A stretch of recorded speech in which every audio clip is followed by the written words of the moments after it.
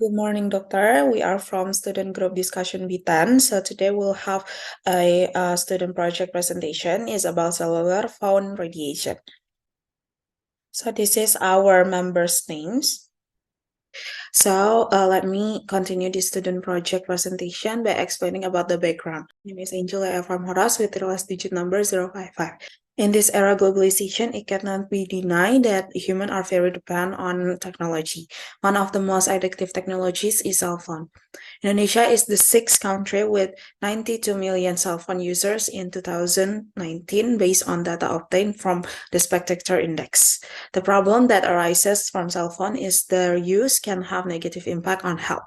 Human body organ also produce electromagnetic field called biofield. Cell phones can also electromagnetic field radiation too, which can damage the biofield in the human body. Biofield damage can potentially disrupt metabolism and human organ function. Excessive radiation can affect a composition of blood formation, cell membrane permeability, ion exchange in nervous tissue, and is related of the formation of the enzyme. Some animal studies have shown that electromagnetic waves can affect several organs such as brain, liver, spleen, testicle, and kidneys. Other effects of cell phones radiation are headache, nausea, drowsiness, irritability, and fatigue.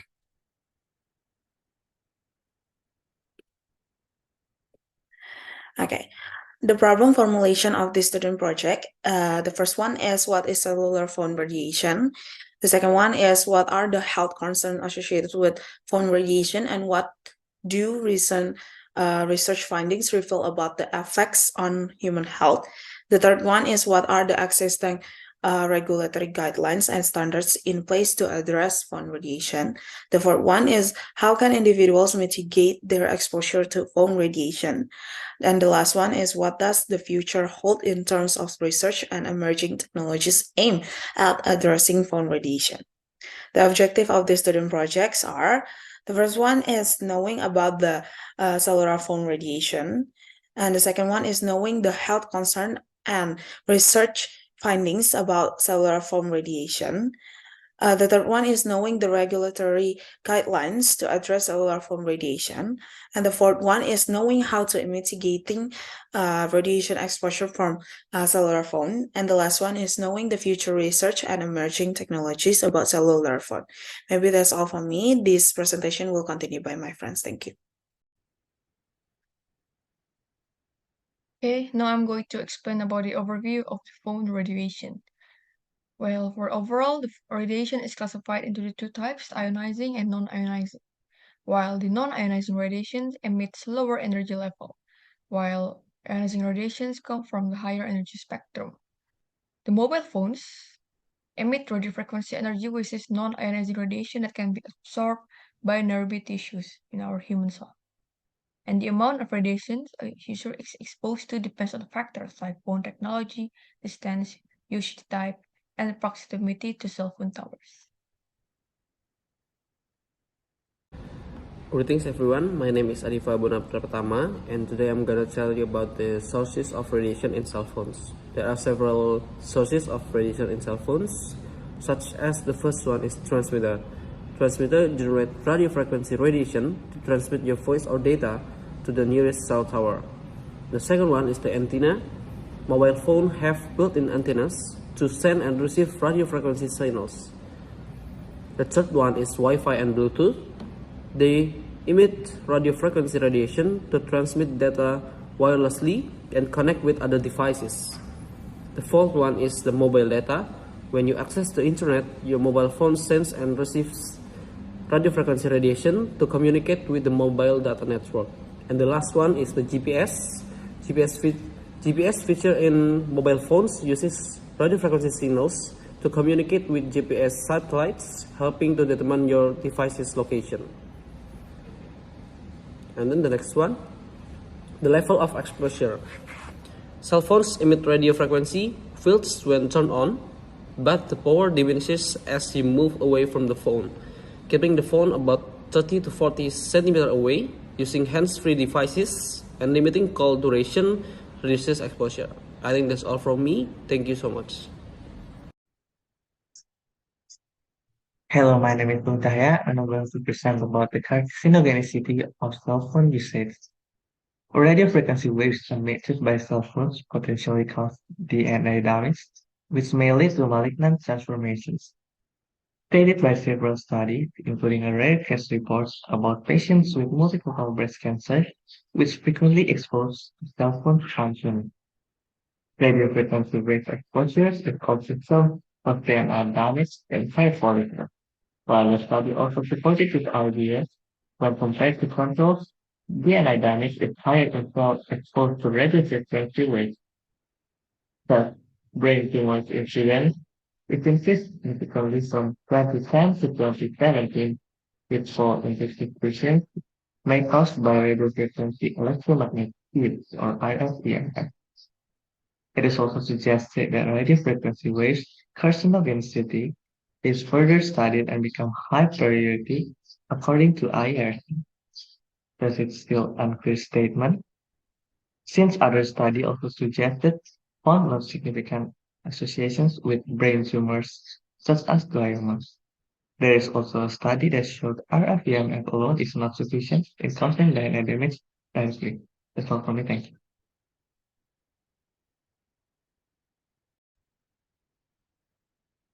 Okay, my name is Ananda Karaharja with last 3 digits of student ID numbers 136, and I will continue to the fertility issues.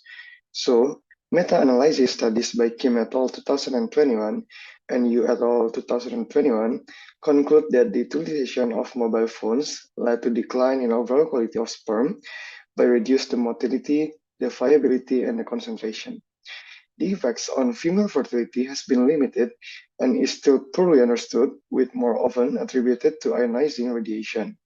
So the mechanisms of radiofrequency electromagnetic waves, EVAC, can be categorized into two types.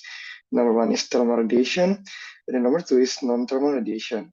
So thermal radiation involves increasement of the temperature near the testicles and external reproductive organs, potentially harming sperm production. And the non-thermal radiation can damage sperm by generating ROS and then DNA fragmentation, disruption of the normal cell cycle, and alterations in testicular hormones. Okay, maybe that's all from me. The next step will be continue to my friend. Thank you.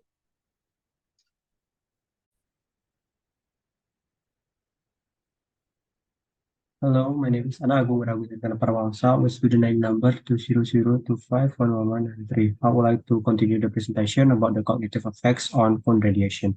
So as we all know, excessive digital technology use, especially phone usage, has been linked to decreased cognitive performance through the sleep status mediating effects.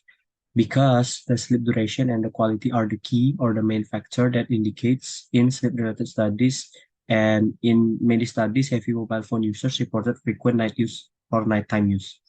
It's the factors that affecting sleep duration and quality, and from that we could conclude that sleep depression impairs the cognitive functioning. And there also the rise in mobile phone usage raised concern about the potential negative effects of radio frequency electromagnetic field exposure on the cognitive function. And many study that we found show children exposed to the high RFMFF performance have poorer memory, poorer or low reaction time. That is why excessive smartphone use, especially during breaks, can also causes sleep disorder. That is all for me. Thank you. Next.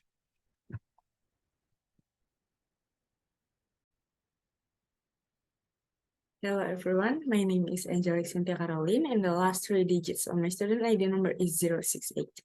Now I would like to tell you about the regulatory guidelines on cellular phone radiation. The first guideline is from the FCC, the American Federal Communications Commission. So there is something that is called SAR, specific absorption rate. It is the rate of radio frequency energy absorption per unit mass of the body. So the FCC wants the cell phone makers to ensure that their products meet safe exposure limitations.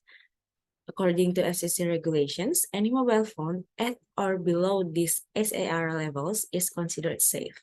FCC's public exposure limit for cellular phones is 1.6 watts per kilogram. That's all for me. The next will be presented by my friend. Thank you. So thank you for the opportunity. My name is Samadhi Swarnadita and I would last digit number 115 and I will explain about the IEEE standards. So IEEE, or Institute of Electrical and Electronics Engineers, has established a standard for a safe radio frequency range. A range of 3 kilohertz to 300 gigahertz are considered safe for not only the environment but also for the human health.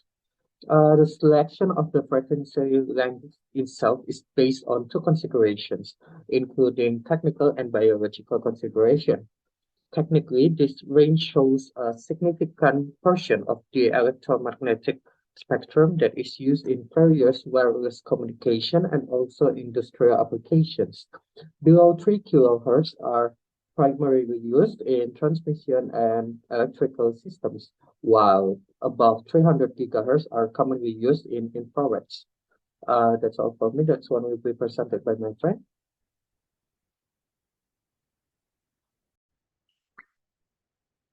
Hello, my name is Amanda Raisa Suryananda with a student number of 2002-511-237. Continuing my friend's presentation, so for IEEE standards, above 300 gigahertz, it is used in infrared, such as infrared that used in military in the United States or infrared used in other military settings in the world. In above 300 gigahertz, we will get thermal injuries. So it is not safe to use a radio frequency above that without further precautions or in daily use. So that's all from the IEEE standards. The next presentation will be presented by my friend. Thank you.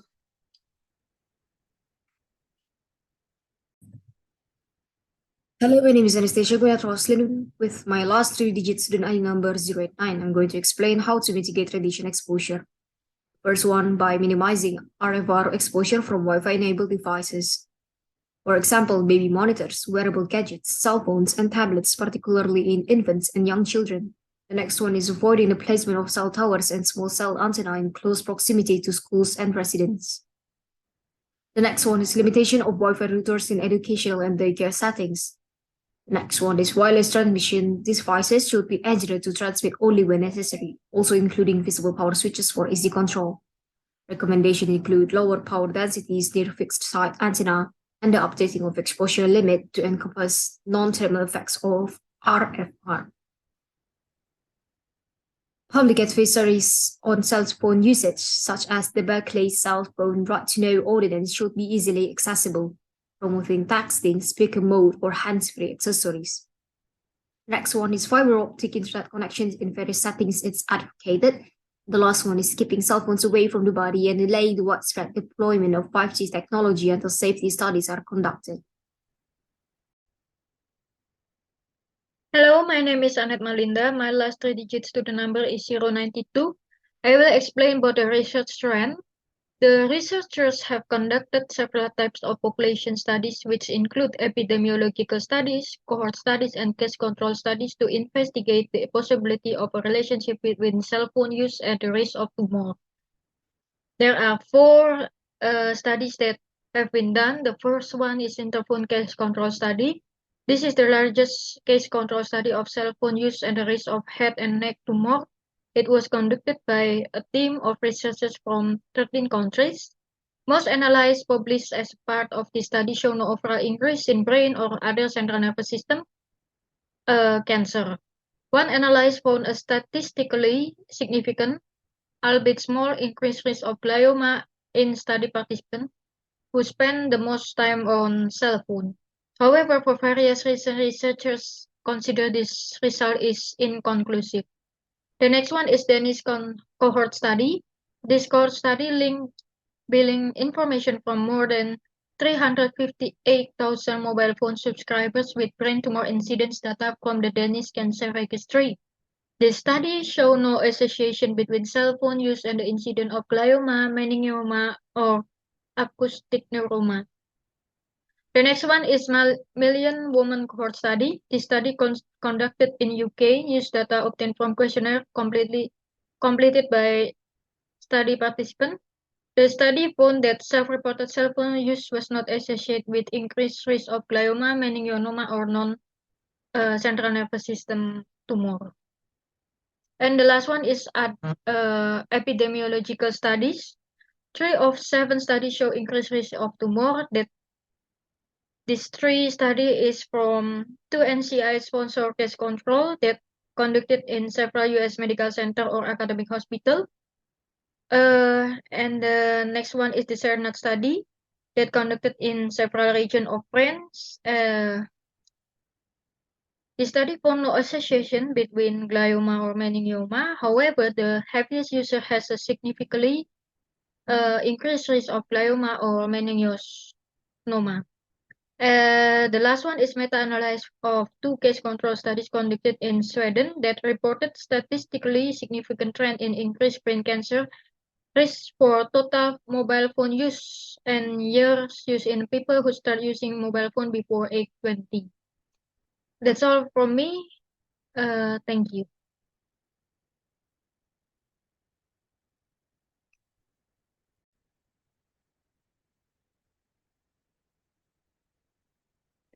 Good morning, good afternoon. My name is Alexandria Cahya Putri Windiarto with my last 3 digits 112. Today I'll be presenting regarding the emerging technologies that are currently developed to reduce radiation in cell phones.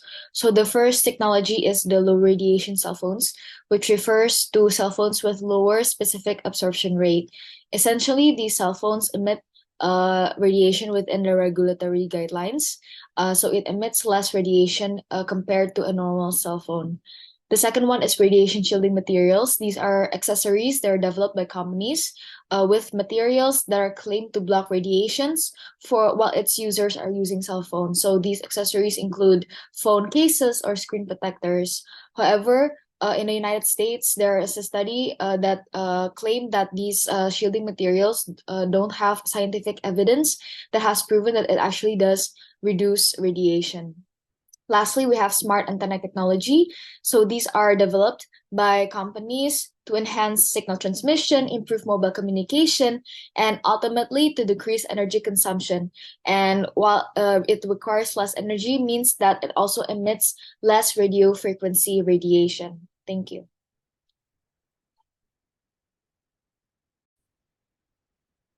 My name is Alamanda Chandra with 3-digit student ID number 086, and I will explain about the conclusion of our student project. So the use of mobile phones and the associated exposure to radio frequency radiation is a complex and multifaceted topic that warrants careful consideration. Research on the potential health effects of cell phone radiation is still ongoing. So the strategies to reduce radio frequency radiation exposure, including minimizing exposure to vulnerable populations such as infants and young children, limiting Wi-Fi device usage, and avoiding the placement of cell towers near schools and residences. The ongoing research aims to clarify the relationship between cell phone and cancer risk, with mixed results from various epidemiological studies. While concerns exist about the potential health effects of cell phone radiation, the scientific community has not reached the consensus on the extent of this risk. Therefore, it is crucial to stay informed about the research development and follow recommended safety guidelines while using the mobile phones. So here are the references that we use to make our student project. We have reached the end of our presentation. Thank you so much for your time and attention. We apologize if we make any mistakes. We will close this presentation with Parama Santi. Om Santi Santi Om. Wassalamualaikum warahmatullahi wabarakatuh.